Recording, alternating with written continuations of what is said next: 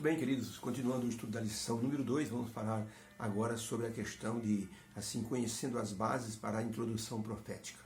Quando se faz qualquer curso de graduação, por exemplo, de pós-graduação, de MBA, ou um aprimoramento de, de um aprendizado, os professores, a primeira coisa que eles fazem é ensinar ou, reensinar as bases daquele curso. Exemplo, a pessoa vai fazer uma graduação em engenharia. O que os professores fazem? Eles primeiro ensinam ou reensinam, rememoram, relembram as bases da engenharia. Assim, quando se chegar no curso ou nas matérias mais complicadas, o aluno já está sabendo sobre o que o professor quer dizer com aquilo, porque as bases foram relembradas. Quando falamos do estudo bíblico profético, temos que voltar às bases. Isso significa voltar nas origens dos fatos que as profecias estão mencionando. Um exemplo, vamos dizer que vamos estudar sobre o santuário, até 2.300 de manhã, e o santuário será purificado. Para isso nós temos que recorrer às bases. Como era o santuário? Qual o ritual do santuário? Onde encontramos isso? Encontramos no livro de Levítico e de Números. E ali então nós vamos nos aprimorar, vamos ver o que é que Deus pediu para Moisés fazer, quais os rituais que eram feitos e expostos para o povo, e assim vamos entender o que significa o ritual do santuário, para que dessa forma, quando estudarmos a profecia ou as profecias relacionadas com esse assunto, vamos entender exatamente o que significa a profecia de um determinado assunto como o santuário. Quando o santuário é mencionado lá no livro de Apocalipse, João disse: eu vi o santuário aberto. Então Jesus está no santuário hoje, fazendo o juízo investigativo. E João viu dentro do santuário, por uma porta aberta. Agora, por que ele viu isso? O que havia no santuário? Não sei. Então recorra às bases para que você possa entender o que João estava querendo dizer com aquela imagem, com a figura ou com a rotina que ele estava vendo naquela visão. É muito importante a pessoa, então, aprender isso, porque Deus, ele forma as bases tanto no correr do tempo e na história. E se estudarmos isso, vamos então aprender como uma profecia pode ser interpretada. Por exemplo, a pergunta número 1 diz assim: como a leitura de alguns textos bíblicos, como Isaías 40, verso 7, Malaquias 3, verso 8, Hebreus 13, verso 8, como esses versos nos mostram o princípio para estudarmos o entendimento profético. Então veja, Isaías 47, 8. Isaías escreveu: seca-se a erva e cai a flor, soprando nela o Espírito do Senhor. Na verdade, o povo é a erva. Seca-se a erva e cai a flor. Porém, a palavra do nosso Deus permanece para sempre. Aqui Isaías faz uma relação entre o poder de Deus permanente e a estadia passageira do ser humano nessa terra. E então o ser humano quer questionar muitas vezes a palavra de Deus. Isaías diz assim: a palavra de Deus permanece para sempre. O ser humano é como se fosse uma planta que nasce, o sol seca ela rapidinho, mas a palavra de Deus permanece para sempre.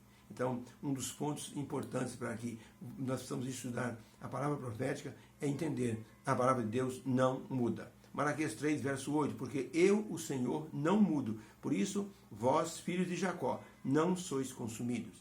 Deus está mostrando a finidade do ser humano, seja, como o ser humano é finito, e como Deus, ele é um Deus que não muda. Se ele ama, se ele tem ira, mas Deus é um Deus que não muda. Isso quer dizer que as bases que Deus deixou na Bíblia não mudam. Pode-se confiar plenamente. Hebreus 13, verso 8, diz o apóstolo que escreveu o livro de Hebreus: Jesus Cristo é o mesmo ontem, hoje e eternamente.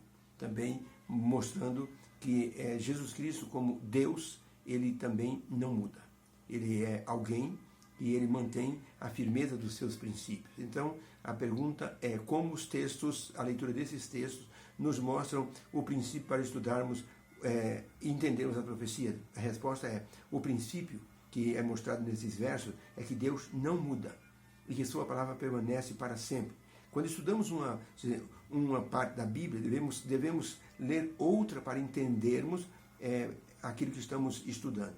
Porque se Deus mostrou numa profecia que algo vai acontecer e a pessoa duvida, tem que recorrer à base bíblica. Em outra parte da Bíblia tem algo semelhante que mostra que Deus é um Deus que, quando ele fala, ele cumpre.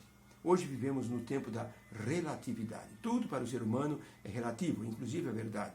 Se você diz assim, a minha igreja prega a verdade. Outra pessoa pode dizer assim, mas o que é a verdade para você? A verdade depende do tempo, do espaço, de quem crê, de quem lê, de quem escreveu. Isso é muito relativo. Então, por exemplo, para um bandido, ele é sempre inocente. Para ele, isso é uma verdade relativa. Então, as pessoas estão assim, colocando na relatividade a palavra de Deus, e não é por aí. Porque a palavra de Deus permanece para sempre. A palavra de Deus não é subjetiva. Ela não muda com o tempo. A palavra de Deus permanece. O que Deus escreveu está escrito. Por exemplo, um princípio divino. Não terás outros deuses diante de mim. Pode o mundo virar do avesso. Pode haver qualquer tipo de interpretação. Essa verdade continua sendo essa verdade. Ou seja, 6 dias trabalharás e no 7º dia descansarás, porque é o sábado do Senhor teu Deus. Êxodo 20, verso de 8 a 11. Isso quer dizer que Deus não negocia esse princípio. Não adianta as pessoas interpretarem do jeito que quiserem, que o domingo foi colocado no lugar, que é o símbolo da ressurreição, de libertação. Não é. O que Deus escreveu está escrito. Nos 10 mandamentos não está escrito santificai domingos e festas. Não é assim que está escrito. Está escrito santificai os meus sábados. Lembra-te do dia do sábado. Então, esse é um princípio que Deus não negocia, Deus não muda. Jesus Cristo disse, olha, eu não vim destruir a lei, eu vim cumprir. Porque até que o céu e a terra passem, acabem, nem um jota ou um tio pode sair da lei de Deus. Ela é imutável, como é imutável o caráter de Deus. Por isso, não adianta as pessoas interpretarem do jeito pessoal, só para, assim, colocarem aquela doutrina que interpretaram, assim, como sendo o ponto focal daquela igreja. Uma igreja surge, alguém interpreta alguma coisa e surge uma igreja. Outro dia eu vi uma igreja, chamada Igreja das Virgens Loucas. Eu fui lá perguntar, que igreja é essa? Igreja das Virgens Loucas? É porque Jesus Cristo contou a parábola das Virgens Loucas. Então, nós, seres humanos, somos como as Virgens Loucas. E essa igreja é para ajudar a despertar o povo e receber o dom do Espírito Santo. Mas vocês guardam os mandamentos? Não, não é preciso mais. Jesus Cristo guardou. Não. Jesus Cristo guardou porque ele nos deu o exemplo. Se vocês não guardarem os mandamentos, Isaías 8:20 diz a lei e o testemunho. Se eles não falarem segundo esta palavra, nunca verão a alva, e a alva é Jesus Cristo. Então, as pessoas interpretam para o seu próprio, assim, eu diria, seu próprio capricho, para apenas fundamentar uma doutrina da sua igreja. A palavra de Deus não muda.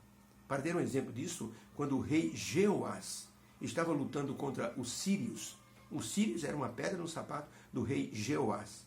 Ele chamou o profeta Eliseu. Ele disse, profeta Eliseu, eu preciso acabar com os sírios. Eles não deixam Israel em paz. Então o profeta Eliseu disse, então Deus me deu uma mensagem para você, rei Jeoás. Está vendo esse arco e flecha? Você aponta para o Oriente e você dispara uma flecha contra o Oriente. E isso vai simbolizar que você vai querer acabar com os sírios pelo poder de Deus. O rei Jeoás pegou o arco e flecha e jogou 3 flechinhas a uma pouca distância, caindo na terra. E entregou o arco e flecha para Eliseu. Eliseu disse, já acabou? Já, disse o rei Jeoás, já acabei. Eliseu ficou indignado, disse, rei Jeoás, o senhor deveria ferir a terra, atirar pelo menos umas 5 ou 6 flechas contra o horizonte, simbolizando que eram os sírios. E o senhor exterminaria com os sírios. Mas o senhor jogou só 3 vezes. Isso quer dizer que o senhor não vai acabar com o sírio, o senhor só vai enfraquecer. Não sei se o rei Jeoás ele não acreditou, ou se ele acreditou e não teve fé suficiente naquilo que o profeta Eliseu estava dizendo. E o tempo mostrou que aquela profecia se tornou uma verdade. O rei Jeoás não conseguiu exterminar os sírios, ele apenas os enfraqueceu. Então Deus está nos dizendo que ele está colocando em nossa mão flechas da vitória, como Eliseu disse para o rei Jeoás. Isso aqui são as flechas da vitória. Deus está nos colocando em mãos as flechas da vitória, que é o conhecimento da palavra profética.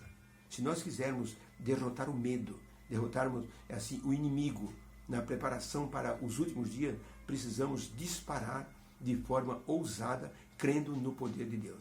Para isso, ele nos dá, então, ali a segurança de examinarmos as bases em que foram dadas as profecias, para que nós possamos entender a profecia que se cumprirá em nossos dias ou daqui para frente. Deus abençoe. Possamos ler a palavra de Deus, porque ela é a base para o entendimento de qualquer profecia. Que haja uma bênção em cada coração nessa semana. Fique com Deus.